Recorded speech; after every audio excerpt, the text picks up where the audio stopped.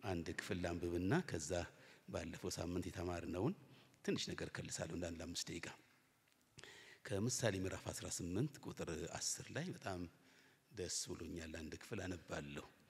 የእግዚአብሔር ስም ጽኑ ግንብ ነው፣ ጻድቅ ወደርሱ በመሮጥ ተገን ይገኝበታል። የእግዚአብሔር ስም ጽኑ ግንብ ነው፣ ጻድቅ ወደርሱ በመሮጥ ተገን ያገኝበታል። የተሰጠን ስም የከበረ ነው፣ ታላቅ ነው። እንደዚህ ዝም ብለን ምንለው ስም አይደለም ማለቴ ነው።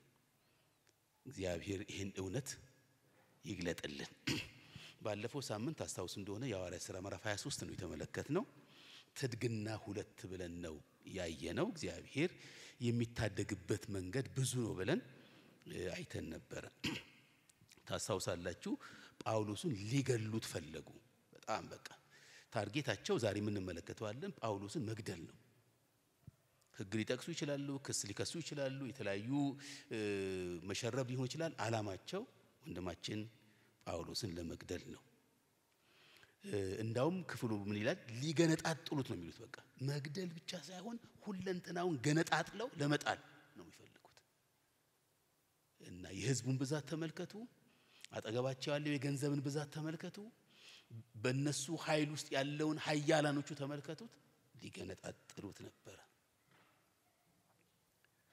አድብተውም ሊያጠፉት ነው የፈለጉት። እንደምታውቁት በየስፍራው የደባ ስራ ይሰሩበት ነበር ወንድማችን ሐዋርያ ጳውሎስ ላይ።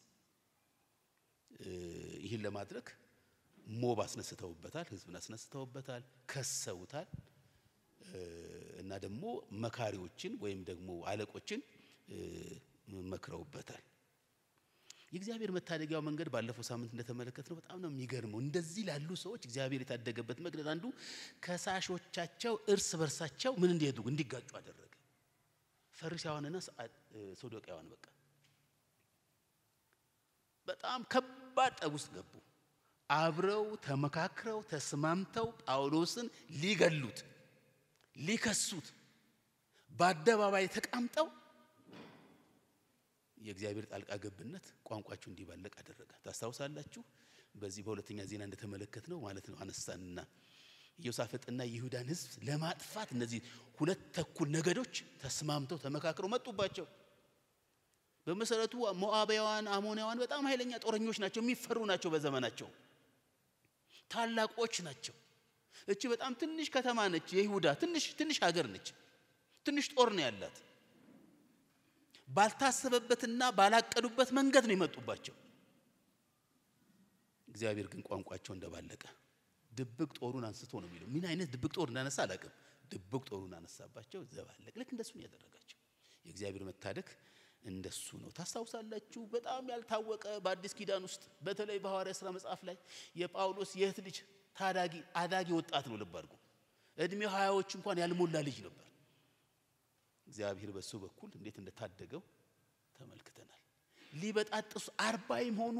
ጠብደል ምግብ አንበላም ውሃን ጠጣም ብለው ተማምለው የወጡ ጳውሎስን በመንገድ ሊያስቀሩት የሚችሉ ኃይላት ታስታውሳላችሁ። በዚህ ብላቴና ልጅ አማካይነት ነበር እግዚአብሔር መታደግ የቻለው። እግዚአብሔር በምንም መታደግ፣ በበትር መታደግ ይችላል፣ በእንጨት መታደግ ይችላል። እግዚአብሔር በዚህ ብላቴና ውስጥ መታደግና መጣ የሚለውን ተመለከትን። ታስታውሳላችሁ። እግዚአብሔር ደግሞ መጽናናትን ሰጠው። አይዞህ እኔ ካንተ ጋር ነኝ ነው የሚለው። በአዲስ ኪዳን ውስጥ በተለይ በሐዋርያት ሥራ መጽሐፍ ውስጥ ወንድማችን ሐዋርያ ጳውሎስ ይሄ አይዞህ የሚለው ነገር 3ኛ ጊዜ ነው ይመጣለት። መጀመሪያ በቆሮንቶስ ነበር እንደ አይነት ድምጽ ያመጣ አይዞህ የሚል ድምጽ የመጣው በዛ ጊዜ ውስጥ ነበር። ሁለተኛ ደግሞ በኢየሩሳሌም ላይ መጣ። 3ኛ ድጋሚ አሁንም በኢየሩሳሌም ላይ እግዚአብሔር ለጳውሎስ አይዞህ አትፍራ አትደንግጥ ብሎ የሚያበረታታ እግዚአብሔር ከሱ ጋር እንዳለ የሚገልጥ መልእክት እንደመጣለት ትመለከታላችሁ። በዛ ጊዜ እግዚአብሔር ታደገው። ምን አድርጎ 470 የሚሆኑ ወታደሮች እንዲያጅቡት ተደርጎ ነበር። ወንድማችን ሐዋርያ ጳውሎስ ይሄደው በሌሊት ነበር ሄደው የሚቀመጥበት መከብት ተዘጋጅቶለት፣ ፈረስ ይሁን ግመል ይሁን አህያ ይሁን አልታወቀም፣ ግን ከብት ተዘጋጅቶለታል በእግሩ እንዳይሄድ ማለት ነው። ከሸኝ ደብዳቤ ጋር እንደ አንድ ባለስልጣን እንደ አንድ ባለሟል ነው ወንድማችን ሐዋርያ ጳውሎስ ከመሸኛ ደብዳቤ ጋር ይሄዳል የተባለው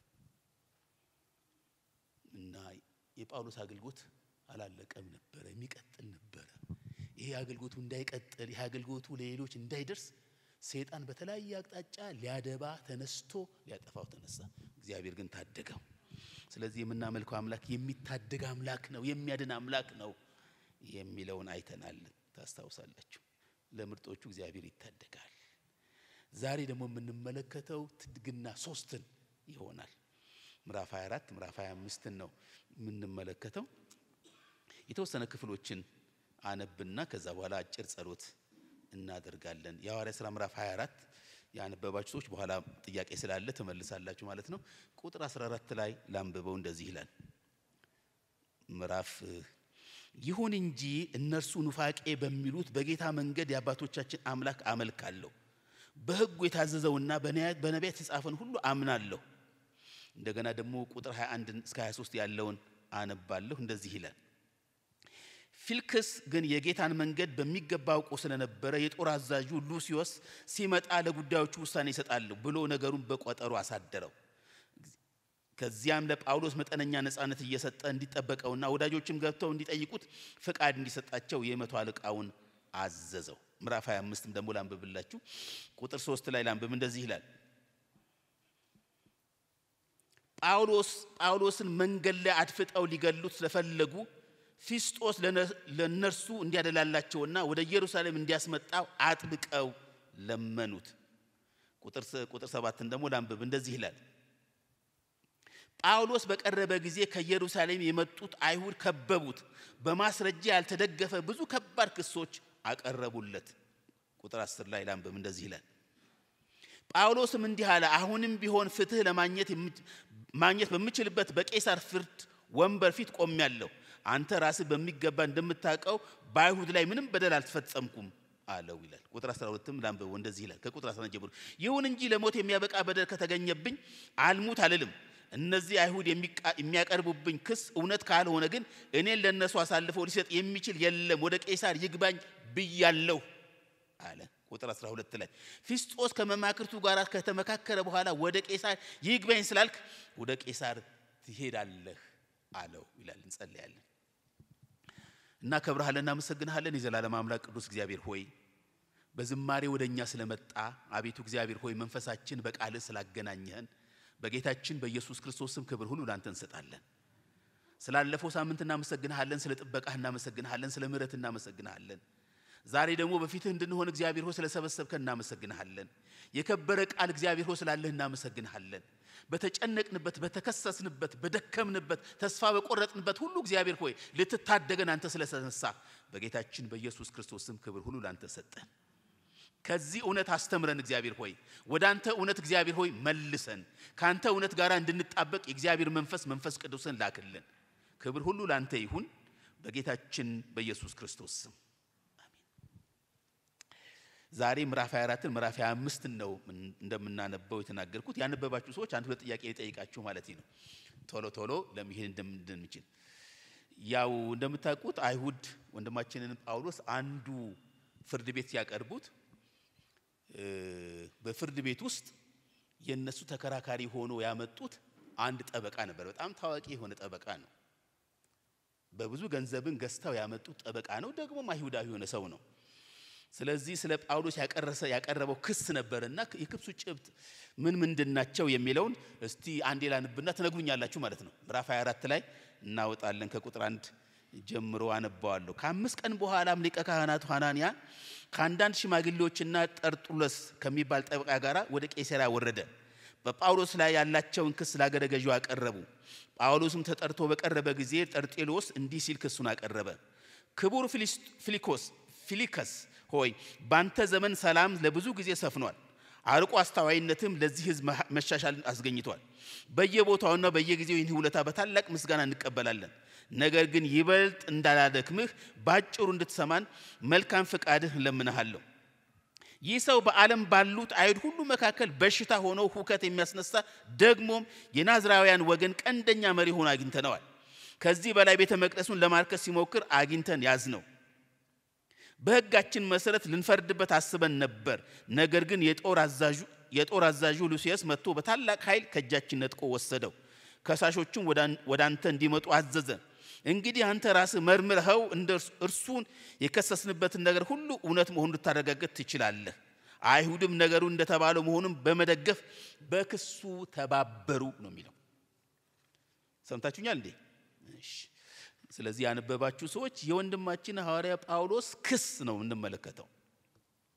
እነዚህ ሰዎች እንደምታውቁት ባለፈው በምዕራፍ 23 ላይ ጣልቃ ገብተው ነበር እግዚአብሔር የታደገው።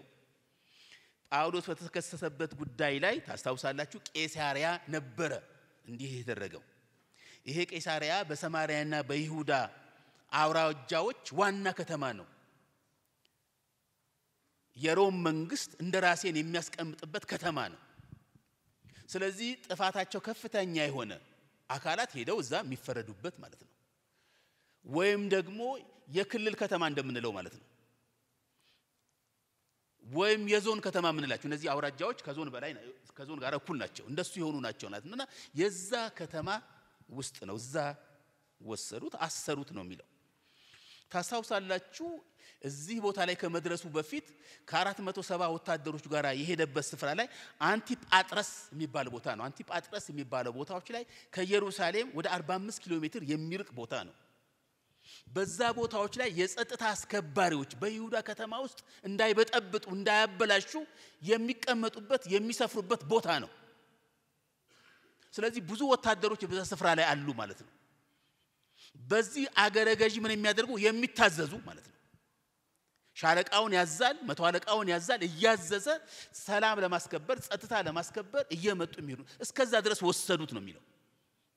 ከዛ ታሳውሱ እንደሆነ ወደ 400 የሚሆኑ ሲመለሱ የተወሰኑት ደግሞ ፈረሰኞቹ ይዘውት ወደዚህ ወደ ቂሳሪያ እንደወሰዱት እናያለን። ስለዚህ አሁን ባነበብኩት ክፍል ላይ ከ5 ቀንም በኋላ ነው የሚለው ወንድማችን ሐዋርያ ጳውሎስን ከሰሱት። ክሱ የቀረበበት ከዚህ በፊት የአይሁድ መሪዎች ብቻ አልነበረ የሚከሱት፣ ካህናት ብቻ አልነበሩ የሚከሱት የነበረው።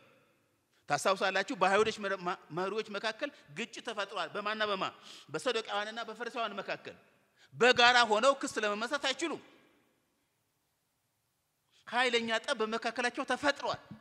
ስለዚህ ዕውቀት ያለው ችሎታ ያለው በፍርድ ቤት ላይ ሊቆም የሚችል ሕጉን የሚያውቅ አንደበተ ርቱዕ የሆነ ሰው ይፈለግ ነበር። በዛን ጊዜ ካሉ ጠበቃዎች መካከል ብርቱና ዕውቀት ያለው ሰው ይሄ አሁን የጠራነው ጠርጡሎስ የሚባለው ሰው ነበር። በሮም መንግስት ውስጥ በወቅቱ የሮም ገዢዎች ስለነበሩ ክስ ሲቀርብ በጠበቃ አማካይነት ክሳቸውን እንዲያቀርቡ ይፈቀድ ነበር። ዕውቀት ያላቸው ላይሰንስ ሊሆኑ ማለት ነው። ልክ እንደኛ ሀገራችን ላይሰንስ ሊሆኑ።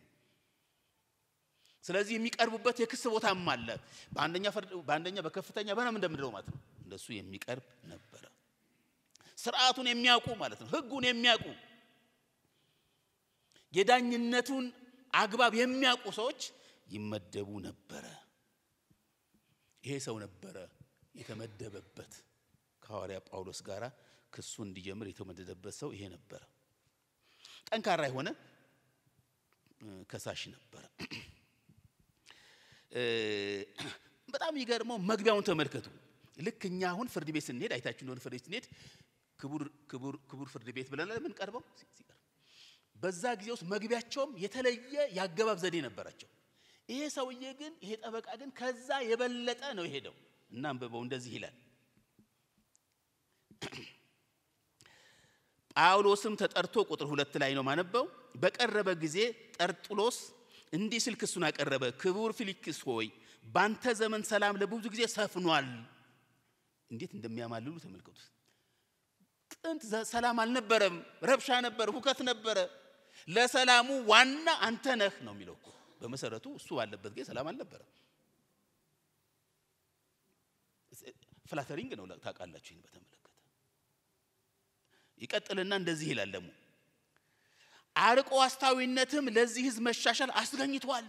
ያንተ ጥልቅ ዕውቀት ያንተ ጥልቅ አስተዋይነት እኛ አይሁዳውያን እንዴት እንደተሻሻልን ታውቃለህ ነው የሚለው። በቃ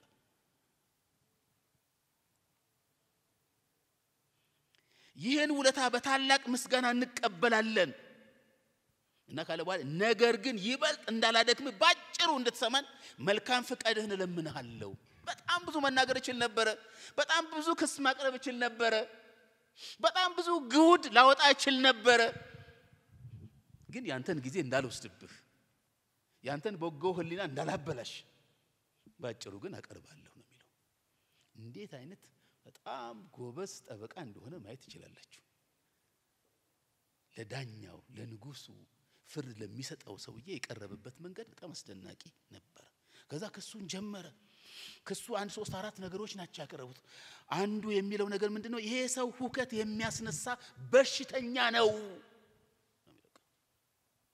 በየሀገሩ ይሄደ ሁከት የሚያስነሳ ሰው ነው የዚህ ሁከቱ መነሻው ሳስበው የታመመ ሰው ነው አእምሮን የሳተ ሰው ነው ሰውን የሚያባላ ነው ጤነኛ ሰው አይደለም ነው የሚለው ይሄ ቀላል አይመስልም የፖለቲካል ኢምፕሊኬሽን አለው ደግሞ ከጤንነት ጋር ማያይዞታል ጠበቃው እንዴት እንዳደረገ ተመልከቱ በሽተኛ ከሆነ አሁን እንደምታው አይደለም አሁን ሲናገር ጤነኛ ይመስላል አሁን መልስ ሲሰጥ ጤነኛ ይመስላል የታመመ ሰው ነው የሱ ዓላማ በየሄደበት ሁሉ ሁከት ማስነሳት ነው ረብሻ ማስነሳት ነው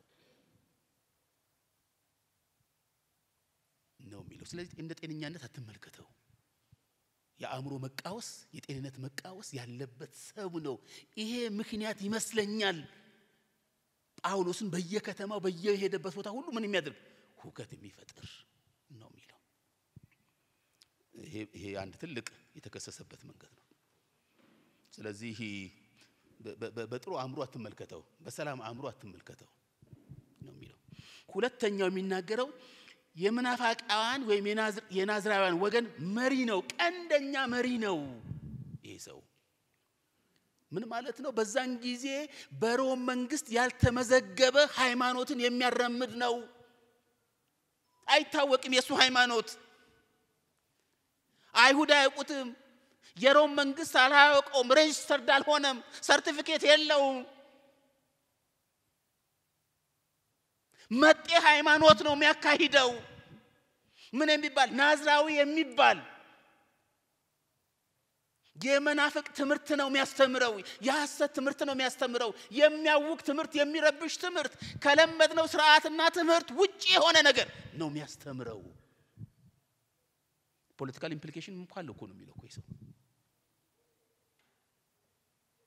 ሰላም የማያመጣ አረፍት የማያመጣ መደማመጥ የማያመጣ ከውጪ የሆነ እምነት ተከትሎ ይሄን የሚያስተምር ነው ያውም ደግሞ እሱ ቀንደኛ ነው ዋና መሪያቸው ነው የሚለው መጤ ነው እምነታቸው ስለዚህ ከኛ ባህል ጋር ከኛ ሥርዓት ጋር ከኛ ሃይማኖት ጋር ከኛ ብቻ አይደለም ከሮም መንግስት ከቄሳር መንግስት እምነት ጋር እንኳን የሚጻረር ነው ይሄ ሰው የሚያስተምረው ብሎ በጣም በትልቅ ሁኔታ ነው የሚያመለክተው እነዚህ ናዝራውያን ተብሎ የሚጠሩት በዛን ጊዜ የመናፍቅ አስተማሪዎች ማለት ነው ምን ማለት ነው የናዝሬቱ ኢየሱስ ክርስቶስ ተከታዮች ማለት ነው በቃ ልክ አሁን በዛን ጊዜ የሚሰጣቸው ሰዎች ናዝራዊ ተብሎ ይጣመዳሉ የንፋቂ አስተማሪዎች ናቸው ማለት ነው እንደሱ አይነት ኢምፕሊኬሽን የነበረው ነበር ያው በየዘመናቱ ለክርስቲያኖች የሚሰጠው ስም አለ እኛም ሀገር የሚሰጠው ስም ማለት ታውቃላችሁ ልክ እንደሱ የተሰጠው ስም ነበር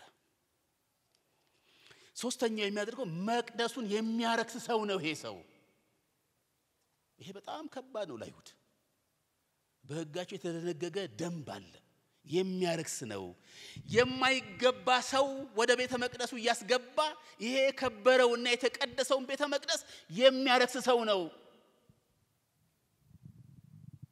ቤተ መቅደሱን ያረክሳል ደግሞ የረከሱ ሰዎችን ቤተ መቅደሱ እንዲገቡ ያደርጋል እነዚህን ሲያደርግ ያዝነው ነው በቃ እነዚህን ሲያደርግ ያዝነው በእኛ ህግ መሰረት ልንፈርድበት ወስነን ነበር ልንቀጣ ወስነን ነበር በተለይ ደግሞ በሶስተኛው ክስ ላይ ህጉ ይፈቅድልናል ስልጣን አለን ቤተ መቅደሱን የሚያረክሱ ሰዎች ይገደላሉ እኛ አይደለም እንገድለው ህጉ ነው የሚገድለው የተጻፈው ሥርዓት ነው የሚገድለው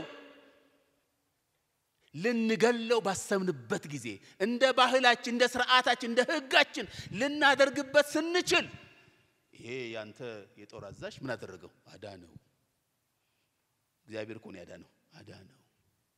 እኛ ልንገለው ነበር፣ ልንፈርድበት ነበር።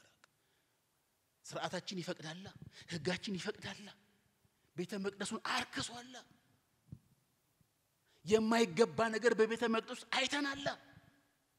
ስለዚህ ልንፈርድበት ስንል ይሄ ሰው ሉሲየስ የሚባለው ከሞት አዳነው ነው የሚለው። ምናልባት እሱን ብናነበው ደስ ይለኛል። እንደዚህ ይላል፣ ቁጥር 6 ላይ ነው የሚገኘው። ከእርሱ ጋር 8 ወይም 10 ቀን ያህል ከሰነበትም ይቅርታ ምዕራፍ 24 ቁጥር 6 ነው ማነበው። እንደዚህ ይላል፣ ከዚህ በላይ በቤተ መቅደሱ ለማርከስ ሲሞክር አግኝተን ያዝነው። በህጋችንም መሰረት ልንፈርድበት አስበን ነበር። ነገር ግን የጦር አዛዡ ሉሲየስ መጥቶ በታላቅ ኃይል ከእጃችን ነጥቆ ወሰደው ነው የሚለው።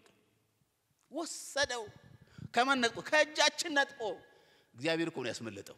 ከእጃችን ነጥቆ ወሰደው። እኛ እንደ ህጋችን ልንፈርድበት ነበር ነው የሚለው። በጣም ከባድ ክስ ይመስለኛል ወንድማችን ሐዋርያ ጳውሎስ የቀረበበት። ታስታውሳላችሁ? ብቻውን ነው የቆመው። እንዳውም ወረድ ብላችሁ ብትመለከቱ ሁሉም እኮ ነው በጳውሎስ ላይ ጥፋተኛ ነው፣ ስህተተኛ ነው ብለው መሰከሩበት እኮ ነው የሚለው። በቃ ሁሉም መሰከሩበት። አንድ ለብዙ ሰው ማለት ነው። አንድ ለብዙ መሪዎች ማለት ነው። አንድ ለብዙ ጠበቃ ማለት ነው።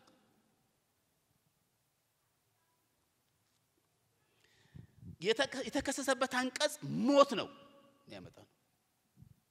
ቀላል አይደለም ሞት። እንዲህ የሚያደርግ መሞት አለበት ስለሚል ህጋቸው ሞት የተፈረደበት ሰው ነው። ታስታውሳላችሁ? እነዚህ ተቀባይነት ያላቸው ሰዎች ናቸው። በሁለት አቅጣጫ ተቀባይነት ያላቸው፣ በሮም መንግስት፣ በቄሳር መንግስት እነዚህ የካህናት አለቆች፣ እነዚህ የቤተ መቅደሱ መሪዎች ተቀባይነት ያላቸው ሰዎች ናቸው። አንቱ የተባሉ መሪዎች ናቸው። ደግሞ አሁን የቆመው በማን ነው? ከጠበቃ ጋር ነው የቆመው። ህግ የሚያቅ አንደበተ ርቱዕ የሆነ መግቢያውን እንኳን አሳምሮ የሚያማልል ንጉሱንም ሆነ አገረ ገዢውን ዳኛውን ሁሉ የሚያማልል ቃላት ሊናገር የሚችል ሰው ነው የቀረበበት። እግዚአብሔር ያድናል። እግዚአብሔር ይታደጋል። ከማንም ይታደጋል። እግዚአብሔር ከማንም ይታደጋል። እና ጳውሎስ ለክሱ ምላሽ መስጠት ነበር። የመከላከያ መልስ ነው የሚሰጠው። ታውቃላችሁ፣ ፍርድ ቤት ሲቀርብ የተከሳችሁበት ነገር ሲመጣ የመከላከያ መልስ ነው ታቀርቡት። እና የመከላከያ መልስ አቀረበ። የሚገርመኝ ነገር የመከላከያ መልስ ሲያቀርብ ተረጋግቶ ነው የሚናገረው። አስተውሎ ነው የሚናገረው። እምነቱን ጠብቆ ነው የሚናገረው። የማን ልጅ እንደሆነ ተረድቶ ነው የሚናገረው። እና ተናገረ። ነርቨስ አልሆነም። ምክንያቱም በህጋቸው መሰረት ያውቃል እሱ ሞት እንደሚገባው፣ ሞት ይፈርዱበት እንዳሰቡም ያውቃል እኮ፣ ሰምቷልም። የእህቱ ልጅም ነግሮታል እኮ፣ ህጋቸውንም ስለሚያውቁ ያውቃል እኮ። ነገር ግን ተረጋግቶ ማን እንደጠራው፣ ማን ከሱ ጋር እንዳለ፣ ማን አይዞ እንዳለው ያውቃል። እግዚአብሔር ይመስገን። ተረጋግቶ ምን ላይ ሰጠ። እንደዚህ ይላቸዋል ቁጥር በኢየሩሳሌም የቆየሁት ለ12 ቀን ብቻ በመሆኑ እንዲህ ያለ ነገር ልሰራ አልችልም ነው የሚላቸው። እኔ የቆየሁት 12 ቀን ነው። እንደውም 12 ቀን 5 ቀኑ በቂሳርያ ነበረ፣ 7 ቀኑ ደግሞ በኢየሩሳሌም ነበረ። እንዲህ አይነት ከተማውን ሁሉ ሊያንቀሳቅስ የሚችል፣ ከተማውን ሁሉ ሊረብሽ የሚችል፣ ከተማውን ሁሉ አነሳስቶ እንዲህ አይነት ሁከት ሊያመጣ የሚችል አቅምም ጊዜም አልነበረኝም። ሊሆን አይችልም፣ ሎጂካል አይደለም ነው የሚለው እኮ። ሎጂክ አንተ ታውቃለህ እያለ ነው የሚናገር። ሎጂካል አይደለም። ከዳር እስከ ዳር ድረስ እንዴት አድርጌ ነው በእነዚህ 12 ቀን ውስጥ ህዝቡ ሁሉ አነሳስሼ አመጻ ማመጣው? እንደ ባለ አእምሮ እናስብ ነው እኮ የሚለው። በቃ እንደዚህ ይላል። ከ12 ቀን በፊት መሆኑን አንተ ራስህ በቀላሉ ማረጋገጥ ትችላለህ። አረጋግጥ ነው የሚለው። በቃ እንደ ባለ አእምሮ አረጋግጥ። ከሳሾቼ በቤተ መቅደስ ከማንም ጋር ስከራከር ወይም በምኩራብ ወይም በከተማ ውስጥ በየትኛውም ስፍራ ሕዝብን ሳነሳሳ አላገኙኝም። በየትኛውም ስፍራ ቤተ መቅደስ ውስጥ ነበርኩ፣ አላገኙኝም። ከተማ ወጥቻለሁ፣ አላገኙኝም። በምኩራብ ውስጥ ነበርኩ፣ አላገኙኝም። ከማንም ጋራ ስከራከር፣ ከማንም ጋራ ሳነሳሳ፣ ከማንም ጋራ ስከስ አንዳቸውም አላዩኝም፣ አላደረኩም። አሁንም ለተከሰስኩበት ነገር ማስረጃ ሊያቀርቡልህ አይችሉም። እስቲ አምጡ። ዳኛ ሆይ፣ ንጉሥ ሆይ እስቲ አምጡ።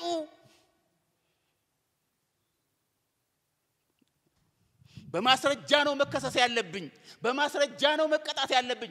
ለመገደል ምንም አይደለም፣ ግን በማስረጃ ነው መሆን ያለበት። ማስረጃ አምጡልኝ።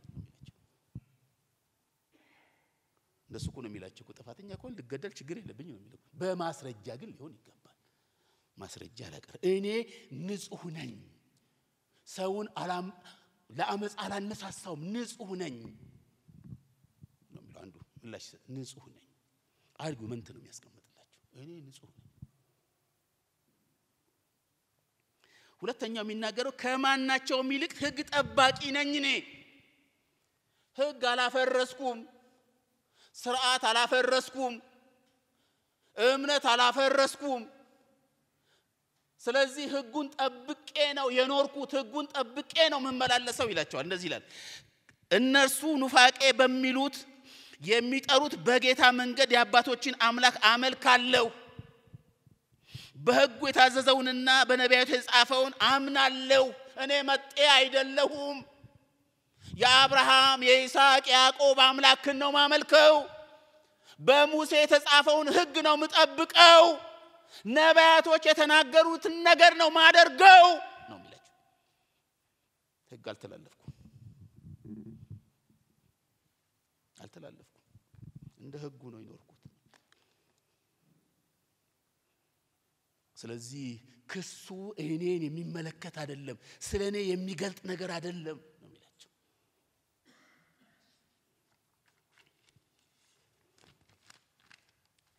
የከሰሱኝ በኢየሩሳሌም ያሉት አይሁዳውያን አይደሉም። ፋብሪኬት አድርገው ነው ክሱን ያቀረቡት። በማስም በኢየሩሳሌም ባሉት አይሁዳዊ ስም ነው የከሰሱኝ። እነሱ በእስያ የሚገኙ በሌላ ሀገር የሚገኙ አይሁድ ናቸው ክሱን የከሰሱኝ። ይሄን ወቀው እነሱ ይመስክሩብኝ ነው የሚለው። ስለዚህ ክሱ እኔን የሚመለከት አይደለም። የክሱ ጭብጥ ከኔ ጋራ ከፐርሰናሊቲ ጋራ ከኔ አገልግሎት ጋራ የሚያያዝ አይደለም። አርጉመንት ነው የሚያቀርብለት። ደግሞ ከፈለክ ሌላው አራተኛው የሚናገረው የመጣሁት እኮ ለድሃ ወገኔ ምጽዋትና መባ ይዤ ነው የመጣሁት። ሕዝቤ ተርቧል፣ ሕዝቤ ተቸግሯል፣ ሕዝቤ በቸነፈር ተመቷል ተብዬ በመቄዶንያና በሌላ ስፍራ ላይ የሚገኙ ወገኖች ገንዘብ ሰብስቤ ነው የመጣሁት። ልረዳ ነው የመጣሁት፣ ላግዝ ነው የመጣሁት። ለመበጥበጥ አልመጣሁም። ግድ ስላለኝ ነው ለአይሁድ የመጣሁት። ስለ ወገኖቼ ግድ ስላለኝ ነው እዚህ የደረስኩት። መባ ይዤ ስጦታ ይዤ ነው የመጣሁት። ምጽዋት ይዤ ነው የመጣሁት። እሱን ላካፍል ነው የመጣሁት። እሱን ላዳርስ ነው የመጣሁት። ለምን? ስለ ወገኔ ግድ ስለሚለኝ፣ ስለ ሕዝቤ ግድ ስለሚለኝ፣ በችግራቸው ጊዜ መቆም ስላለብኝ፣ ወንድሞችና እህቶችን አሰባስቤ ቀስቅሼ የገንዘብ ማሰባሰቢያ ፕሮግራም አዘጋጅቼ ነው የመጣሁት። ክሱ አይመለከተኝም፣ በፍጹም አይመለከተኝም ነው የሚላቸው። ልክ ነው። ወደዚህ ስመጣ እግረ መንገዴን አንድ ነገር አድርጌያለሁ። ምንድነው ያደረኩት? ወደ ቤተ መቅደስ የመንጻት ሥርዓት ፈጽሜያለሁ። ይህን ሳደርግ ነው ያገኙኝ። እግረ መንገዴን ነው የመጣሁት።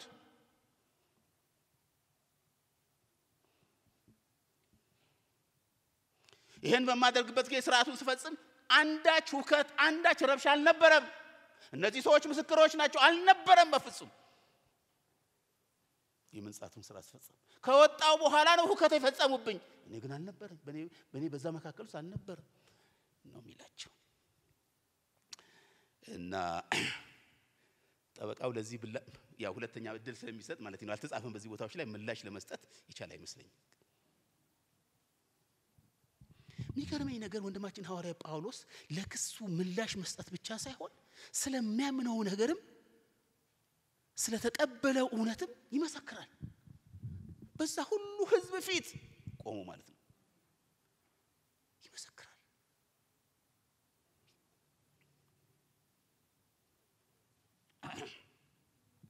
ጳውሎስ አጋጣሚ ተቀመው የመሰከረው እንመልከት። እንደዚህ ይላል፣ ከሳሾቼ ኑፋቄ ይሉታል፣ እኔ ግን የአባቶቼን አምላክ አመልካለሁ።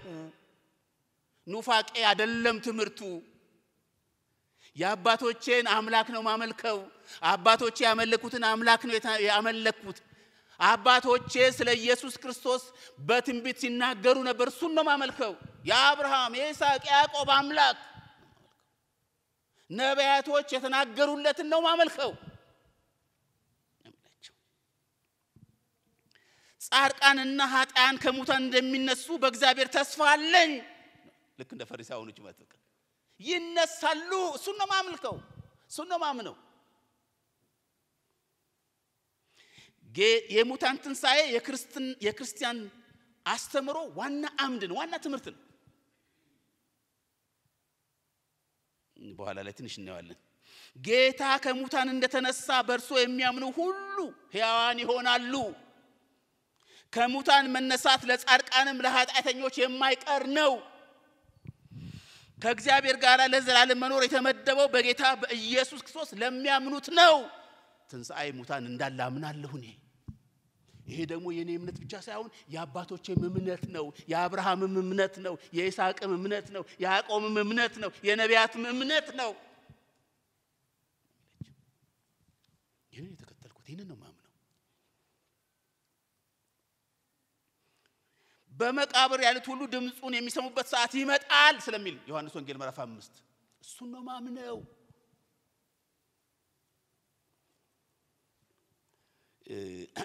እግረ መንገዴን ይሄን ብናገር ጥሩ ይመስለኛል። የክርስትናችን አንዱ ማዕከል የጌታችን ኢየሱስ ክርስቶስ ዳግም መምጣት ነው፣ ከሙታን መነሳት ነው ወገኖች። አንደኛ ቆሮንቶስ ምዕራፍ 15 ወንድማችን ሐዋርያ ጳውሎስ ለቆሮንቶስ ሰዎች በጣም ነው የሚያሳስባቸው የሚነግራቸው። ቁጥር 2 ላይ ምዕራፍ 15 ላይ ለምን የሰበክንላችሁ ቃል አጥብቃችሁ ብትይዙ በዚህ ወንጌል ትድናላችሁ፣ አለዛ ያመናችሁት ከንቱ ነው። የሰበክንላችሁ ወንጌል ኢየሱስ ክርስቶስ ከሙታን ተነስቷል የሚል ወንጌል ነው። በእርሱ የሚያምኑት ሁሉ ይነሳሉ የሚል ወንጌል ነው የሰበክንላችሁ። ይሄንን ካላመናችሁ በቃ መምጣታችሁ ከንቱ ነው፣ መመላለሳችሁ ከንቱ ነው የሚላችሁ። ለሐዋርያ ጳውሎስ የሙታን ትንሣኤ ዋና ነገር ነው። እንደዚህ ይላል ምዕራፍ 3 ባለፈው አባ ቄሱ ሲናገሩ የነበሩትን ነው ማነበው። ቁጥር 3 ላይ አንደኛ ቆሮንቶስ ምዕራፍ 15 ላይ ክርስቶስ ስለ ኃጢአታችን ሞተ፣ ተቀበረ፣ በቅዱሳት መጻሕፍት እንደተጻፈም በሶስተኛ ቀን ተነሳ። ይሄ ነው ወንጌል፣ እሱ ነው ማምነው። የተነሳውን ክርስቶስ ኢየሱስን ነው ማምነው። ትንሣኤ ሙታን እንዳለ ነው ማምነው። ስለዚህ እኔ አይደለሁም ነው የሚላቸው። ቁጥር 10 ላይ ላንብብላችሁ። ነገር ግን በእግዚአብሔር ጸጋ አሁን የሆንኩትን ሆኛለሁ፣ ለኔ የተሰጠኝን ጸጋ ከንቱ አልሆነም፣ እንዲያውም ከሁሉ በላይ በትጋት ሰርቻለሁ። ዳሩ ግን ያለ ይቀጥልና ቁጥር 12 ላይ ላንብብላችሁ።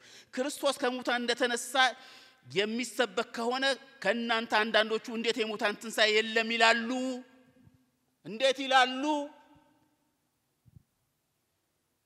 የሙታን ትንሣኤ ከሌለማ ክርስቶስ አልተነሳም ማለት ነዋ።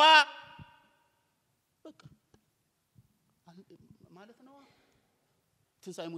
የትንሣኤ ሙታን ከሌለ ክርስቶስ ኢየሱስ አልተነሳም ማለት ነው። ሎጂኩ እኮ እንደሱ ነው የሚያደርጉት እኮ። አልተነሳም ማለት ነዋ። ክርስቶስም ካልተነሳ ስብከታችን ዋጋ ቢስ ነዋ። የደከምንበት፣ ዋጋ የከፈልንበት፣ ራሳችን የሰጠንበት ኢየሱስ ክርስቶስ ያድናል ብለን የተናገረው አገልግሎታችን ከንቱ ነዋ። ምን ጥቅም አለው? እግዚአብሔር ይመስገን የበራለት ሰው እንደዚህ ነው። በቃ በርቶለታል። በቃ ከንቱ ነዋ።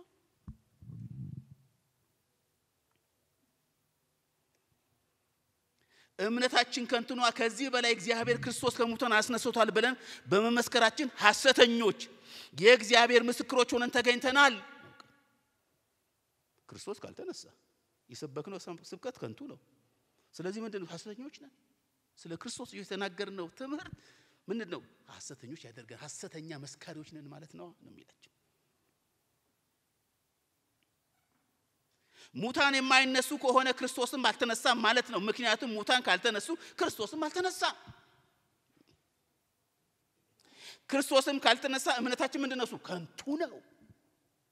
ሃሌሉያ። የተነሳውን ክርስቶስ ኢየሱስን ነው ማምነው ነው የሚለው። የተነሳውን ክርስቶስ ኢየሱስን ነው ምሰብከው ነው የሚለው። የተነሳው ክርስቶስ ኢየሱስን ነው ምን ማደርገው ምኖርለት ነው የሚለው።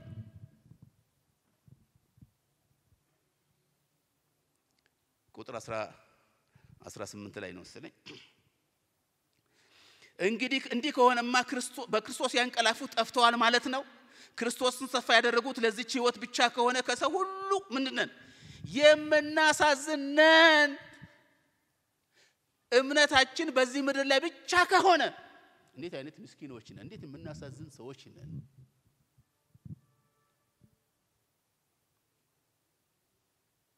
ክርስቶስ ኢየሱስ ከሙታን ተነስቷል።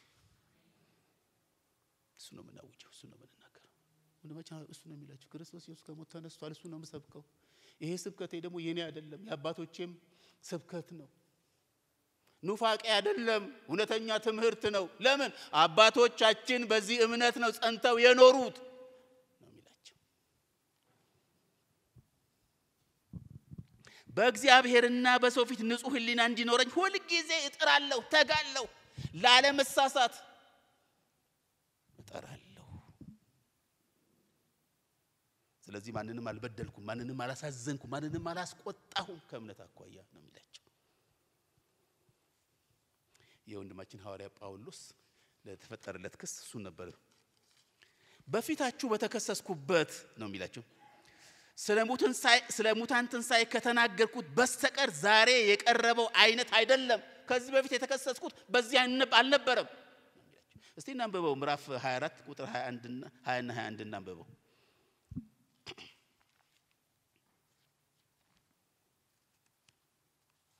የሐዋርያት ሥራ ምዕራፍ 24 ቁጥር 20 እና 21 አነባለሁ።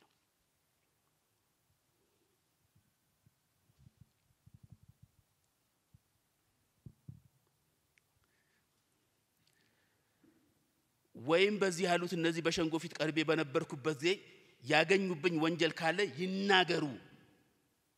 አሁን ባቀረቡት ነገር ላይ እኔን የሚያስከስሰኝ ጉዳይ አይደለም፣ እኔን የሚገልጠኝ ጉዳይ አይደለም። ግን ሌላ ነገር ካሉ ያውጡ ይናገሩ ካለ በኋላ በመካከላቸው በቆምኩበት ጊዜ ስለ ሙታን ትንሣኤ ከተናገርኩበት አንድ ነገር በስተቀር ዛሬ ተከስሼ የቀረብኩበት ሌላ ነገር የለም። ከከሰሱኝ በሙታን ትንሣኤ ታምናለህ ብለው ሊከሱኝ ይችላሉ። እሱ ደግሞ እምነቴ ነው፣ እሱ ደግሞ ሕይወቴ ነው፣ እሱ ደግሞ ዋጋ መከፍልለት ጉዳይ ነው ነው የሚላቸው። ኮምፕሮማይዝ አላደርግም። ይሄን ደግሞ ሳደርግ ዝም ብዬ በጭፍን አልነበረም። የአባቶቼ አምላክ አባቶቼ ይሄንን ያመልካሉ።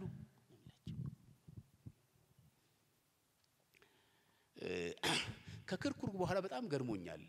ወንድማችን ማነው አገረገዢው ፊልክስ፣ ይሄ እንደዚህ ተብሎ ነው የሚጠራው፣ አንጦኒዮስ ፊልክስ ይባላል። ይሄ ፊልክስ ከወንድሙ ጋራ ለተወሰነ ዓመታት በባርነት የሚኖሩ ሰዎች ነበሩ ተብሎ ይነገራል። እና አርነት ከወጡ በኋላ ከፍተኛ የመንግስት ባለሟል ሆነው ተመድበዋል። በተለይ ደግሞ አሁን የይሁዳ ገዢ አድርጎ የመደበው ደግሞ በቄሳር ቀላውዲዮስ የይሁዳ ገዢ ሆኖ የተሾመ ሰው ነው። በተከታታይ 3 ሚስቶች ያሉት ያገባ ሰው ነው። ከሚስቶቹ መካከል ታስታውሳላችሁ፣ አንደኛው አይሁድ የነበረች ዱርሴላ የምትባል ነበረች። አይሁዳዊ ነበረች። አባቷ በትል ተበልቶ የሞተው የሄሮድስ ልጅ ነበረች። በኑሮ ጻድቅ ያልነበረ ነቀፌታ ያለበት ክፉ ሰው ነው ተብሎ የሚጠራ አገረ ገዢ ነው ይሄ ሰው። እግዚአብሔር ይመስገን የእግዚአብሔር ትድግና ፊሊክስን ያልፋል የፊሊክስን ክፋት ያልፋል የማ ትድግና የእግዚአብሔር ትድግና ፊሊክስ እንዲህ አይነት ሰው ነበር ጨካኝ የሆነ ሰው ጽድቅ የሌለበት ንጽህና የሌለበት እግዚአብሔርን የማይፈራ በክፋት የተሞላ አገረ ገዢ ነበር እሱ ፊት ነው ክሱን ያቀረበው እሱ ነው ፊት ነው ከአይሁድ ጋር ይከራከር የነበረው እሱ ፊት ነው ከእንትኖች ጋር ከዚህ ከጠበቃው ጋር ይከራከር የነበረው እና እግዚአብሔር እንደዚህ በዚህ ሰው ላይ እንደዚህ ያደረገ ጭብጡ ይላል የአይሁድ ክስ ፍሬቢስ ነው ትክክለኛ ያልሆነ ክስ ነው የከሰሱት አለ የሚገርም ነገር እኮ ነው ይሄ ጨካኝ ሰው ከአይሁድ ጋር ምንድነው የሚተባበር ሰው እና ስለዚህ ክሱን አዘገየው ነው የሚለው በይደር ይቆያለው አልተጻፈም እንጂ እስቲ ይጠናለው ማለት እኮ ነው በቃ በይደር ይቆይ እስቲ እንተኛበት እስቲ እንነጋገርበት እስቲ እንመካከርበት ብሎ ክሱን አዘገየው ነው የሚለው እንዳውም ለጳውሎስ ልዩ ጥበቃ እንዲደረግለት አዘዘ ነው የሚለው ከውጪ ያሉ ሰዎች እንዲጠይቁት የሚያስፈልገውን ነገር እንዲሰጡት አዘዘ ነው የሚለው እንደሌሎች ሳይሆን ነፃነት ሰጠው ብሎ ነው የሚናገረው ከማትዛዝ ከሰራዊት አምላክ ቅዱስ እግዚአብሔር ትእዛዝ የተነሳ ፊልክስ እንደዛ አይነት ሰው አይደለም ለጳውሎስ በኋላ ላይ ምን እናይበዋለን ይሄን ሰውዬ ምን ያደረገ እንዳለ እና አንድ ቀን ወደ ጳውሎስ መጣና ከሚስቱ ጋር ጠየቀው እስቲ ንገረን አሉት ሚስቱ አይሁዳዊ ነች ታውቃለች እና ይሄም ሰው ያውቃል ግን ንገረን አሉት ስለዚህ ስለ ክርስቶስ ኢየሱስ ስለ ጽድቅ ነገረው ተው ነው የሚለው አቁም አለውና ከዛ በጣም ይገረመኝ ነገር ግቦ ፈልጎ በየጊዜው ያስጠራው ያነጋግረው ነበር ነው የሚለው ምዕራፍ 24 ቁጥር 16 ላይ ተመልከቱት አገረገሹ ለካ ግቦ በዛ ጊዜም ነበር ማለት ነው ግቦ ነው ይባለው ሙስና ነው ይባለው ነበር ማለት ነው በየቀኑ ያስጠራው እኮ ነው እንግዲህ ምን የተጻፈ ነገር የለም እዚህ ቦታችን ተፈታ ትፈልጋለህ አለበለዚያ ከባድ ቅጣት የተከሰስክበት እንትን ህግ የተጠቀሰልህ ነገር በጣም ከባድ እንደው ታውቃለህ በየጊዜው እየጠራ ለምንድን ነው ስትሉት ጳውሎስ ሀብታም እንደሆነ ነው የሚያስበው ፊልክስ ለምንድን ነው ስትሉት ለኢየሩሳሌም የተሰበሰበ ምጽዋትና መባ ይዞ መጥቷል ብዙ ገንዘብ ይዞ መጥቷል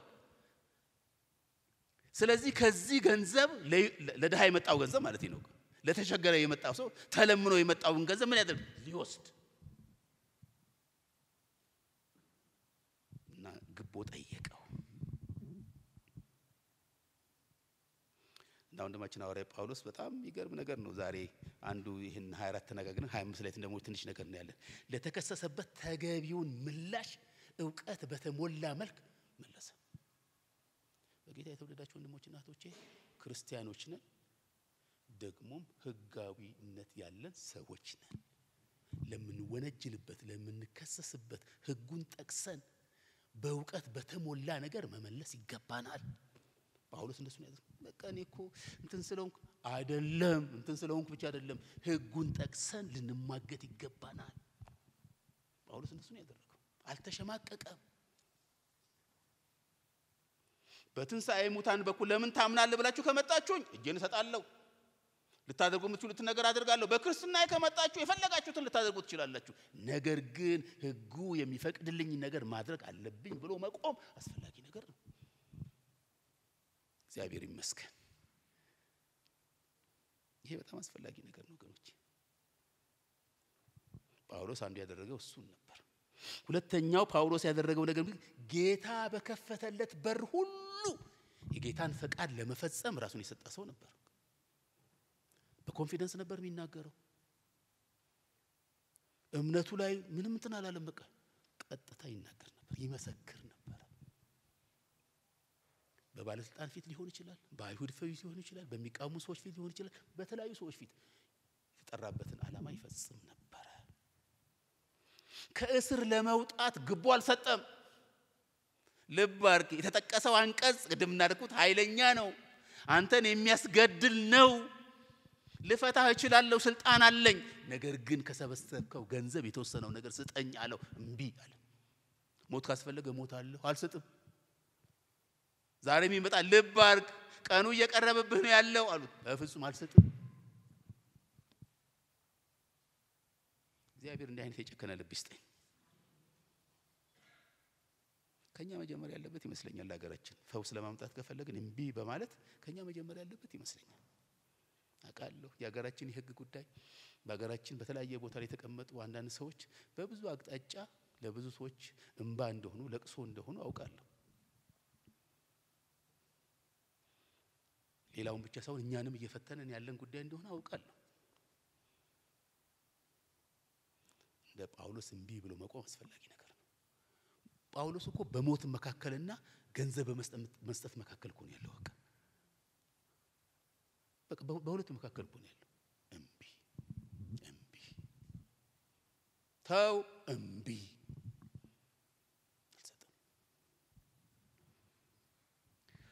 ለመውጣት ብሎ እውነትን አልሸቃቀጠም ስለሚያምነው እምነት ወደ ኋላ አላለም እስቲ ቆይ እንነጋገርበት እኔ እኮ እንደዚህ መስሎኝ እኮ ነው የማምነው አላለም በቃ አላመቻመቸም እምነቱን እንዲለውጥ ተለውጦ ደግሞ እንዲፈታ አላመቻመቸም ታስታውቃላችሁ ከዚህ በኋላ ለስንት ዓመት ነው የቆየው ነው የሚለው ለሁለት ዓመት እስር ቤት አቆየው ለሁለት ዓመት ቀላል አይደለም ሁለት ዓመት ልታሰር ግን አላመቻመችም ማለት ከሁለት ዓመት በላይም ልቆይ ግን አላመቻመችም ማለት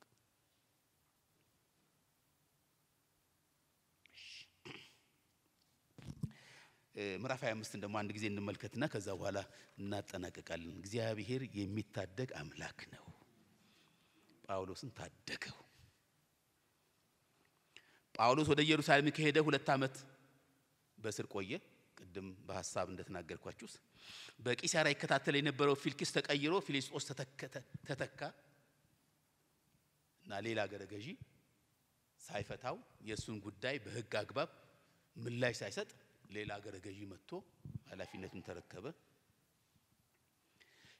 ፊስጦስ አገረገጂ ከሆነ በኋላ አይሁድ ጳውሎስን ለመግደል ሴራ ጠነሰሱ አሁንም ደግሞ ንግርም ነው ለምን ይመስላችኋል ለምን ነው ሐዋርያ ጳውሎስ እንዲገሉት የሚፈልጉት የሚነግረኝ ሰው ካለ እንደ እየጠየቁ ለምን ይመስላችኋል ለምን ነው ሐዋርያ ጳውሎስ ላይ ያነጣጠሩት እንዴ ያነበባችሁ ሰዎች እንዴ ብትነግሩኝ ብዬ ነው ለምን ይመስላችኋል አንዴ እኮ አይደለም ሁለቴ አይደለም እኮ ሶስቴ አይደለም ደጋግመው እኮ ነው በቃ ታርጌት አድርገቷል ለምን ይመስላችኋል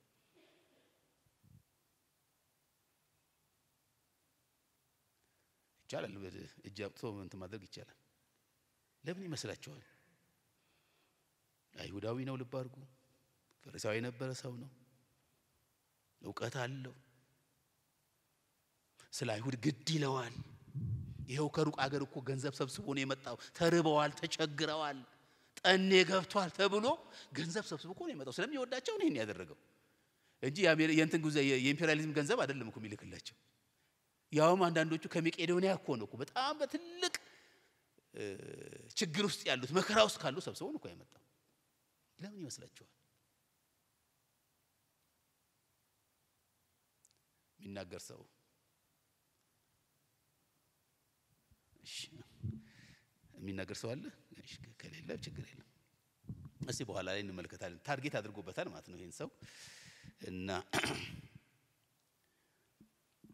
እንደገና ከሰሱት እንደዚህ ይላል ላምበበው ምዕራፍ 25 ከቁጥር 2 እስከ 5 ያለውን አነባለሁ ጳውሎስን መንገድ ላይ አድፍጠው ሊገሉት ስለፈለጉ ማንን ጳውሎስን መንገድ ላይ አድፍጠው ሊገሉት ስለፈለጉ በማ ጊዜ በፊስጦስ ጊዜ ማለት ነው ባርጉ ፊልኬስማ በቃ ሄዷል አሁን ሌላ ገዢ ነው የመጣው አድፍጠው ሊገሉ ስለፈለጉ ፊስጦስን ለነሱ እንዲያደላላቸውና ወደ ኢየሩሳሌም እንዲያስመጣው አጥብቀው ምን አደረጉት ለመኑት ምን ወደ እነሱ እንዲያደላላቸው አንዱ ሁለተኛው ደግሞ ወደ ምን እንዳይመጡት ወደ ኢየሩሳሌም እንዲያመጡት ለምን አድፍጠው ሊገሉት የሚገርም ነገር ነው በፍርድ ቤት ሞከሩ 40 የሚሆኑ ሰዎች ተሰብስበው ሞከሩ በኢየሩሳሌም ከተማ ላይ ሊቦጫጭቁት ሞከሩ። ብዙ ነገር አደረጉ። አሁንም እንኳን አልተኙለትም። ከዛ በኋላ ፊስጦስም እንደዚህ ሲል መለሰላቸው፣ ጳውሎስ ታስሮ በቂሳርያ እስር ቤት ይገኛል። እኔም በቅርቡ ወደዛ ሄዳለሁ። ስለዚህ ከባለስልጣኖቻችሁ መካከል አንዳንዶቹ ከኔ ጋር ይምጡና ሰውየው ጥፋት ካለበት ክሱን በዛው ያቅርብ አላቸው ነው የሚለው። መክሰስ ከፈለጋችሁ እዛው ኑና ክሰሱት፣ እኔ ፊት መታችሁ ክሰሱት አላቸው። አገረ ገዢውን የፈለጉበት ምክንያት ለዓላማቸው ማስፈጸሚያ ነው የፈለጉት። ምን ሊያደርጉት? ሊገሉት ፈለጉ። እና ከ11 ቀንም በኋላ ነው ልብ አድርጉ፣ ከ11 ቀንም በኋላ የፍርድ ሸንቆ ተቀመጠ። ምን የሚያደርግ? ክሳቸውን የሚሰማው። የሚገርመው ነገር ቅድም ሳልነግራችሁ ያለፍኩት እነዚህ ሰዎች ለጠበቃ ብዙ ገንዘብ ከፍለው ነው የመጡት፣ በጣም ብዙ ገንዘብ። ሁለተኛ ከኢየሩሳሌም ወንድማችን ሐዋርያ ጳውሎስ የተከሰሰበት ከተማ ለመምጣት 96 ኪሎ ሜትር ነው የሚርቀው። ኢማጂን 96 ኪሎ ሜትር! እንዴት ከባድ ነው! እንዴት ከባድ ነው! ለማንን ለማድረግ? ጳውሎስን ለማስገደል ማለት ነው። የሐሰት ክስ ነው ያቀረቡበት። እውነት የላቸውም። በማባበል በመሸንገል ተሳውሳላችሁ። አገረ ገዢዎቹን በማማለል ነው የሚጠይቁት። የጭካኔያቸውን ብዛት መመልከት ትችላላችሁ። ስለዚህ በጳውሎስና በአይሁድ መካከል ሳይሆን በማመካከልና መካከል ጦርነት ያለው በእግዚአብሔርና በሰይጣን መካከል ማለት ነው። የእግዚአብሔርን ፍቃድ ለመፈጸም በተነሳው በእግዚአብሔር ላይና የእግዚአብሔር ፍቃድ እንዳይፈጸምበት በሚከለክለው በሰይጣን መካከል የተጀመረ ጦርነት ነው ይመስለኛል።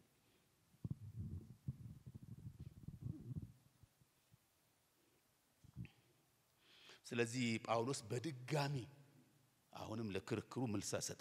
የሚገርመው ነገር ነው ሰዎች አይሁድ ከሰሱት ነው የሚለው። ከሰሱት፣ በማስረጃ ያልተደገፈ ክስ ከሰሱት። ማስረጃ የላቸውም። በፍርድ ቤት እንደሱ እኮ ነው። አንዱ የሰው ማስረጃ የጽሁፍ ማስረጃ ያስፈልጋል እኮ። የላቸውም አንድም እንኳን። ብዙ ከባድ ክሶችም አቀረቡበት ነው የሚለው። ብዙ ከባድ ነው። በቃ ምን የሚያደርግ? ጳውሎስን የሚያስገድል ይግባኝ እንዳይል የሚያስደርግ ክስ አቀረቡበት። አልተጻፈም እዚህ ክፍል ላይ ምን ክስ እንዳቀረቡ አልተጻፈም። ግን የሚለው ነገር ማስረጃ የሌለው ክስ፣ ነገር ግን ከባድ ክሶች አቀረቡበት ነው የሚለው። እና ከባድ የሚለውን ነገር እዩት እንግዲህ። በጣም ከባድ ይመስለኛል። በቃ ለሞት አሳልፈው የሚያሰጥ ፖለቲካል ኢምፕሊኬሽን ያለው፣ ማህበራዊ ኢምፕሊኬሽን ያለው ክስ አቀረቡበት። ጳውሎስ የመከላከያ መልስ ሰጠ። በድጋሚ አሁንም ሰጠ በአገረ ገዢው ፊት። እኔ በአይሁድም ሕግ ሆነ በቤተ መቅደሱ ሆነም በቄሳር ላይ የፈጸምኩት በደል የለም። ይሄን ነው። አንዳች በደል የለም። እንግዲህ ይሄ በቄሳር ላይ ሲል ስለ ቄሳር ማንስተዋል ማለት እኮ ነው። ሰዎች እኮ ግልጽ ማሳቤ በፊት እኮ የአይሁድ ሕግ አጥሷል የሚሉት። አሁን ግን ያልተጻፈ ነገር ግን እሱ ደግሞ ሲመልስ እኔ በቄሳር ላይ በሮም መንግስት ላይ ምንም ያጠፋው ጥፋት የለም፣ በስርዓታቸውንም ያጠፋው ጥፋት የለም ነው የሚለው። እና እንደዚህ ይላል። የፊስጦስ የውሳኔ አስተያየት ለአይሁድ በጎ መዋል ፈልጎ ጉዳዩን ወደ ኢየሩሳሌም ወጥተ በእኔ ፊት ፈቃደኛ ነህን አለው ይላል። ምን ለማድረግ? ለአይሁድ በጎ ነገር ለመዋል ስለፈለገ ነው። ደጉ ይሄ ምስኪን የሆነ ሰው ያገርማችሁ። ማንም ከሱ ጋር እኮ የለም። ማንም የሰራዊት አምላክ ቅዱስ እግዚአብሔር ግን ከሱ ጋር አለ። ማንም ዳኛው ራሱ ለፍትህ የቆመው ራሱ አይሁድ በጳውሎስ ላይ ያላቸው ነገር ያወቀ እና የጳውሎስ አቋም አንድ ነው፣ አልለውጥም። አቋም አንድ ነው፣ አልለውጥም። ይግባኝ ብያለሁ፣ ይግባኝ የጸና ነው አለ። ይግባኝ ብያለሁ ነው የሚለው። በቄሳር ፍርድ ወንበር ፊት ቆም ያለው ማለቱ እሱ ማለቱ ነው። ላንብብላችሁ። አሁንም ቢሆን ፍትህ ማግኘት በምችልበት በቄሳር ፍርድ ወንበር ፊት ቆም ያለው ነው የሚላቸው። ምዕራፍ 25 ከቁጥር 10 እስከ 11 ያለውን ተመልከቱ። ጳውሎስ ሮም ውስጥ የሚገኘውን ፍርድ ቤት አይደለም የሚናገረው። በየትኛውም ፍርድ ቤት ውስጥ የተቀመጡ በቄሳር ስም የተቀመጡ ዳኞች እነሱ በቄሳር ፊት እንደሆነ ይገመታል። ስለዚህ ለነሱ ይግባኝ ብያለሁ ነው የሚላቸው። በዛ ህግ መሰረት ደግሞ ተከራካሪዎች ሐሳባቸውን ይዘው አርጊመንታቸውን አቅርበው መረጃቸውን አቅርበው የመከራከር መብት አላቸው። ይሄን ማድረግ አልቻለም። ስለዚህ አልለውጥም። ግዴ ለምን እኔ ካንተ ጋር ሆናለሁ እኮ ነው። ታሳውሳለሁ ከ15 ቀን በፊት የነገርኳችሁ ሰው አንተ እኮ ምንም አትሆንም አለኝ። እኔ ካንተ ጋር ሆናለሁ። የት ታቀኛለህ አልኩት። እኔ ካንተ ጋር መሆንበት ምን ምክንያት አለ? እስቲ ንገረኝ። በቃ ሆቴል ይከራይልሃል። ለምን ትከራይልኛለህ? ታቀኛለህ? ደሞ ከመቼው ጀምሮ ነው ደሞ እስረኛ ሆቴል ቤት የሚያድረው? እኔ ነኝ ፍርድ ወንበር ላይ የሚቀመጥልህ። ግን ፍርዱ የት ነው? ኢየሩሳሌም ነው። ያቋም ለውጥ የለኝም። ይግባኝ ብያለሁ ነው የሚለው። ስለዚህ ፊስጦስ በጣም ተቸገረ። በሁለት ጭንቀት ውስጥ ገባ። አይሁድን ደስ ለማሰኘት ፈልጓል። ለምን? ከአይሁድ ጋር ስለሚሰራ። ለምን? የአይሁድ አለቆችና መሪዎች ከሱ ጋር በተለያየ አቅጣጫ ሊገናኙ ስለሚችሉ። በሌላ በኩል ወንድማችን ሐዋርያ ጳውሎስ የሰራው ስህተት የለም፣ ግን ደግሞ ምን ሆኗል? ግግም ብሎ አልሄድም። ይግባኝ ብያለሁ ብሏቸዋል። ስለዚህ ምክር ፍለጋ ሄደ ነው የሚለው። እና ለ2 ዓመት የቆየው ሰው ምክር ፍለጋ ሄደ። ምክር ካይፈለገው ንጉስ አግሪጳ ጋር ነው ሄደው። እሱን ተናግሬ ወደ አፕሊኬሽን አምጥቼ ጨርሳለሁ። ንጉስ አግሪጳ ትንሽ ብነግራችሁ ጥሩ ይመስለኛል። የሚቀጥለው ሳምንት በደንብ ስለምናየው ብዬ ነው። ንጉስ አግሪጳ በሄሮድስ ዘር የነገሰ የመጨረሻው ንጉስ ነበር። አሁን በምዕራፍ 25 ላይ የተገኘው ንጉስ የመጨረሻው የሄሮድስ ዘር ንጉስ ነበር። ከታላቁ ሄሮድስ በስተቀር ከሁሉ ይልቅ ሰፊ ግዛት ያስተዳድር የነበረ ይሄ ንጉስ ነው። በጣም ብዙ ስፍራ ብዙ አካባቢዎችን ያስተዳድር ነበር። ለምሳሌ በመላው ገሊላ ንጉስ ሆኖ የሚያስተዳድር ይሄ ንጉስ ነበር። ደቡብ አውሮፓን የሚያስተዳድር ይሄ ንጉስ ነበር። የጎላን ተራሮች አሁን ፍልስጤማውያን የኔ ነው የሚሉት ቦታዎች ላይ የሚያስተዳድረው እሱ ነበር። ባሳንን ሰማሪያንን ያስተዳድር የነበረው እሱ ነው። በከፊል ግሪኮችን ያስተዳድር የነበረው ንጉስ እሱ ነበር። ሶሪያን ይገዛ የነበረው እሱ ነበር። በጣም ትልቅ ገዢ ነው ማለት ትልቅ ንጉስ ነው ይሄ ንጉስ። ታውቃላችሁ የዚህ ዘር በጣም ጨካኝ ዘር ነው። የሄሮድስ ዘሮች በጣም ጨካኞች ናቸው። መጥምቁን ዮሐንስ ምን ያደረገ? ያስገደለ ቤተሰብ ዘር ነው። ኢየሱስ በመወለዱ ህፃኖችን ምን ያደረገ? ያስጨፈጨፈ ዘር ቤተሰብ ነው። ያዕቆብን ታሳውሳላችሁ። ባለፈው 15 ቀን የተናገርነው ዮሐንስን ወንድምን ምን ያደረገ? በሰይፍ ያስገደለ ጨካኝ ንጉስ ነበር። ስለዚህ ይሄ አገረገዢ ወደዚህ ንጉስ መጥቶ ምን ትመክረኛለህ አለው። ምን ትመክረኛለህ? ምናልባት ትንሽ ሌላም ስለዚህ ሰው ትንሽ ነገር ልናገርና ይሄ ንጉስ አግሪጳ አባቱ በ44 ዓመተ ምህረት ነው የሞተው። እና የዛን ጊዜ ይሄ ሰው ይሄ ልጅ እድሜው 17 ዓመት ነበር። ስለዚህ እድሜው ለንግስና አልደረሰም ተብሎ ለተወሰነ ጊዜ የቆየ ንጉስ ነበር። በ25 ዓመቱ ነው የነገሰው። ስለዚህ ምን ማለት ነው? ይሄ ማለት ከተወሰነ ዓመታት በኋላ ነበር የነገሰው። ምናልባት ከ8 ዓመት በኋላ ነው የነገሰው። እሺ ይቀጥለው ሳምንት ሰፋ አድርገን እንመለከታለን። በዚህ ሰውዬ ላይ ምክር ጠየቀው። ምን አድርግ ዘንድ ትፈልጋለህ? ንጹህ ነው። አይሁድ ደግሞ ሊገሉት ይፈልጋሉ። ይሄ ሰው ደግሞ ሲከሰስ የተከሰሰበትን ጉዳይ ይግባኝ ስላለ ለይግባኝ ክፍሉ መጻፍ ያለብኝ ነገር አለ። ምን መጻፍ እንዳለብኝ እንኳን አላውቅም።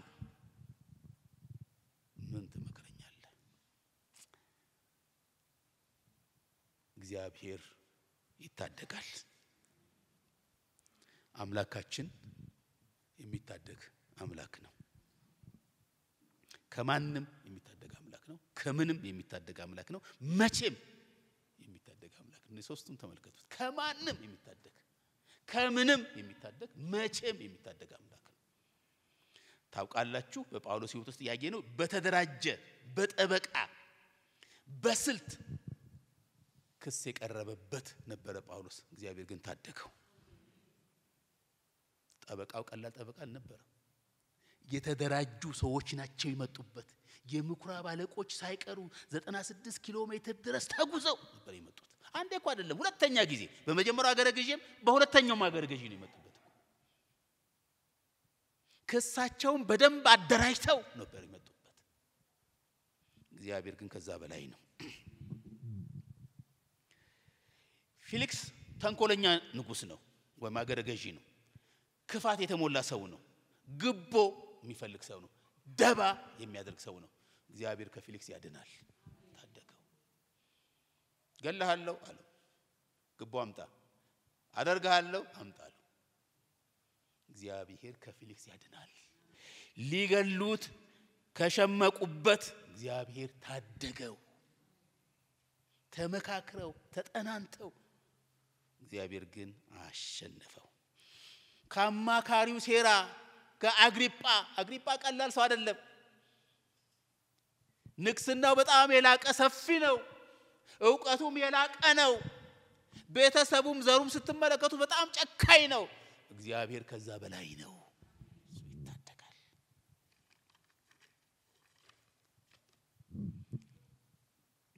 ስለዚህ እግዚአብሔር ሲታደገው ወንድማችን ሐዋርያ ጳውሎስ በጌታ ፈቃድ ውስጥ ነበር። ኮንፊደንስ የሰጠው እሱ ይመስለኛል። በቃ አይዞህ የሚለው ድምጽ፣ እኔ ካንተ ጋር ነኝ የሚለው ድምጽ፣ በኢየሩሳሌም እንደመሰከርክልኝ በሮም ትመሰክርልኛለህ የሚል ድምጽ ኮንፊደንስ የሰጠው በጌታ ውስጥ ነበር።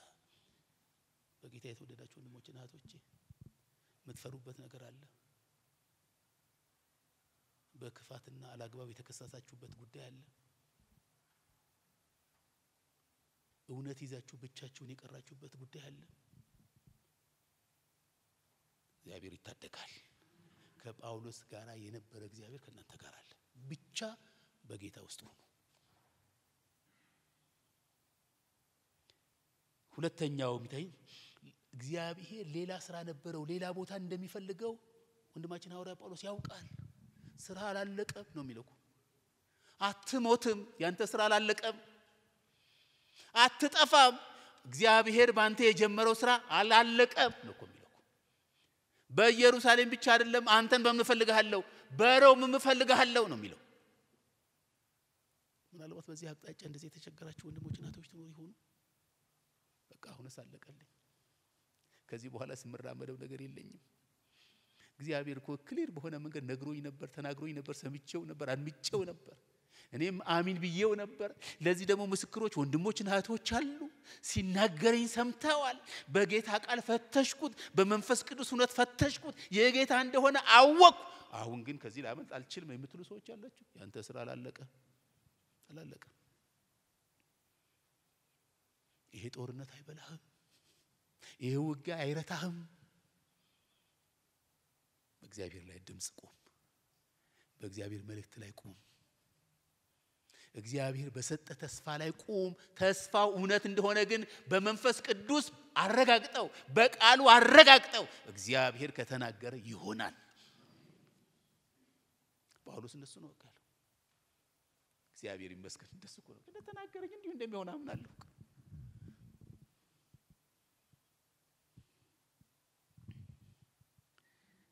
በጌታ የተወደዳችሁ ወንድሞቼና እናቶች ምናልባት አንዳንዶቻችሁ ለተለየ አገልግሎት ፈልጓችሁ ይሆን? በኢየሩሳሌም የተጀመረው አገልግሎት በሮም ይቀጥላል። እንዴት እንደምትሄዱ ወንድማችን ሐዋርያ ጳውሎስ የሚቀጥለው ሳምንት እንመጣበታል። ሮም ለመሄድ እኮ በጣም ይፈልግ ነበርኩ፣ ይጸልይ ነበርኩ። ልክ እንደ ሌሎቹ የሚስዮን ጉዞ መሄድ ነው ይፈልገው። ከዛ ሄዶ ለማገልገል እንደ ሌሎቹ እንዳገለገለባቸው መቄዶንያ እንደሄደ ተሰሎንቄ እንደሄደ እንደ ሌሎቹ አገልግሎት ማገልገል ፈልጎ ነበር። በዛ መልክ አልነበረም ሄደው፣ በስር ነው ሄደው።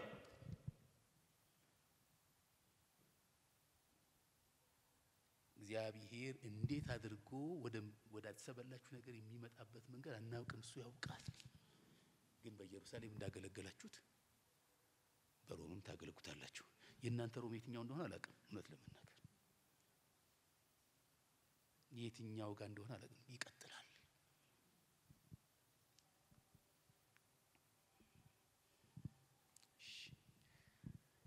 ስለዚህ አታመቻምቹ፣ አትስጡ፣ ግቡ። ምንም አትሆኑም፣ አትስጡ። ለኔም ጭምር እኮ ነው የምናገረው፣ አትስጡ። ፊሊክስ አይገላችሁም፣ ፊሊክስ አይፈታችሁም፣ አያስራችሁም።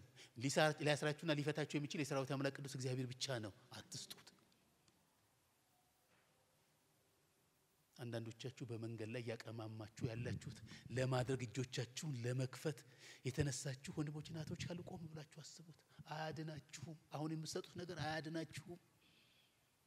የጳውሎስ አምላክ ከእናንተ ጋር አለና፣ ጳውሎስን የታደገ ጌታ እናንተን ይታደጋልና፣ ከጳውሎስ ጋር የወጣ የሰራዊት አምላክ ቅዱስ እግዚአብሔር ከእናንተ ጋር ይወጣልና።